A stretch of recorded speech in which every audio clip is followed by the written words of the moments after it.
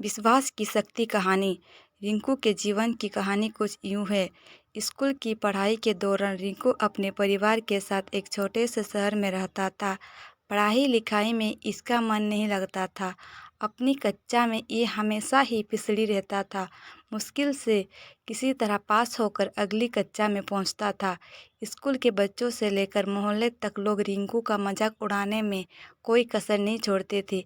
रिंकू की पढ़ाई में कमज़ोर से उनके माता पिता भी दुखी रहते थे। पढ़ाई में पिछड़ने का दुख तो रिंकू को भी होता था, परंतु कोशिश करने पर भी पढ़ाई में उसका मन नहीं लगता था। हर तरफ से उपेक्षा और तिरस्कार से दुखी होकर अंततः रिंकू ने पढ़ाई छोड़ने का मन बना लिया। अब भी वह 10वीं कक्षा में था। उसकी पढ़ाई की जो स्थिति थी उससे बोर्ड की परीक्षा में उसे पास कराने की उम्मीद लगभग ना के बराबर थी। अपने जीवन से निराश रिंकू एक दिन जब स्कूल से घर लौट रहा था तो रास्ते में एक जगह रामायण की कथा हो रही थी। उस समय ओजस्वी स्वर में कथावाचक लंका कांड की व्याख्या कर रहे थे। कथावाचक के ओजस्वी स्वर से बुरे ख्यालों में खोए रिंकू की तंद्रा भंग हुई और वह सम्मोहित होकर कथा स्थल की ओर चल पड़ा। कथा स्थल पर पहुंचकर वह जगह बनाते हुए आगे की पंक्ति में जा बैठा। रिंकू को देखकर कथावाचक मुस्कुराए और अपनी कथा को जारी रखा। रिंकू एकाग्रता से कथा के एक एक शब्द को सुन रहा था। इस समय कथावाचक कह रहे थे, समस्या बड़ी गंभीर थी। सागर तट पर भगवान राम की सेना के सभी योद्धा लक्ष्मण, हनुमान, सुग्रीव, अंगद आदि गंभीर सोच में डूबे थे।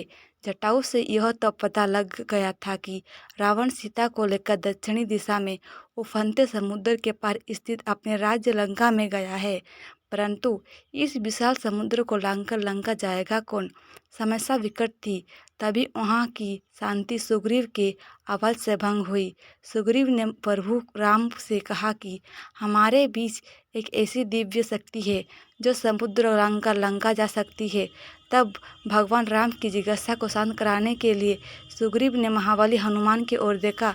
सुग्रीव के संकेत से हनुमान जी सकपका गए। हनुमान जी की असमंजसता को भांगते हुए सुग्रीव ने कहा, हे पवनपुत्र, संभवतः आपको अपनी शक्ति का ज्ञान नहीं है। बचपन में आपने सूर्य को एक फल समझते हुए एक छलांग में उसे सैकड़ों कोस दूर जाकर निगल लिया था, तो फिर लंका की दूरी ही क्या है। ज़रूरत है तो सिर्फ आपको अपने विश्वास को जगाने की। आप जब अपने विश्वास को जगा लेंगे और मन में ठान लेंगे तो शक्ति आप में स्वतः आ जाएगी। सुग्रीव की बात सुनकर एक तरफ जहाँ हनुमान जी को आश्चर्य हुआ, वहीं उनका विश्वास भी जगा और वे समुद्र लांघने को तैयार हो गए। अगले ही दिन उन्होंने पूर्ण विश्वास के साथ समुद्र लांघते हुए लंका की ओर प्रस्थान किया।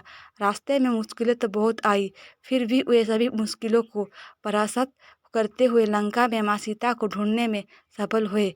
वहाँ कथावाचक के एक एक शब्द को मंत्र मुग्ध होकर सुन रहे रिंकू का नया जन्म हो चुका था।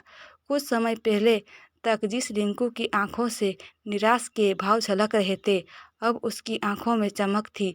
उसके शरीर में उत्साह और स्फूर्ति का संचार होने लगा था। कथा खत्म होने के साथ ही वह तेजी से घर की ओर चल पड़ा। उसे सफलता का मूल मंत्र मिल चुका था। वह मन ही मन सोच रहा था कि जब हनुमान जी ने अपने विश्वास से शक्ति अर्जित कर समुद्र को लांघ लिया था, तो पढ़ाई कौन सी बड़ी बाधा है।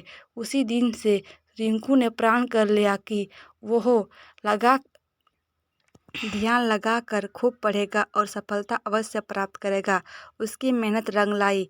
अपनी कक्षा में सबसे फिसली रहने वाला छात्र रिंकू 10वीं की बोर्ड परीक्षा में सबसे अव्वल आया। इसके बाद रिंकू ने पीछे मुड़कर नहीं देखा और जिंदगी में हमेशा अव्वल ही आता रहा। वह लोक सेवा की परीक्षा में भी प्रथम स्थान पर आया और अपने आप पर विश्वास की बदौलत वह सरकारी महकमे में भी पदोन्नति पाते हुए ऊंचे ओहदे तक पहुंच गया। तो फ्रेंड्स, ये रही आज की हमारी छोटी सी कहानी। अगर थोड़ी सी भी अच्छी लगी तो वीडियो को लाइक कर दीजिए। और इस कहानी से हमें यह शिक्षा मिलती है कि विश्वास की शक्ति को साबित कराने के लिए रिंकू का जीवन तो बस एक उदाहरण है। हर एक सफल व्यक्तित्व के पीछे उस व्यक्ति का विश्वास और कुछ कर गुजरने के जज्बे का मुख्य योगदान होता है। जब किसी व्यक्ति में विश्वास का संचार होता है तो उसमें शक्ति आप में आप संचारित होने लगती है।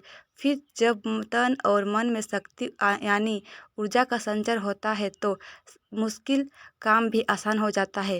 यही तो जीवन में सफलता का मूल मंत्र है।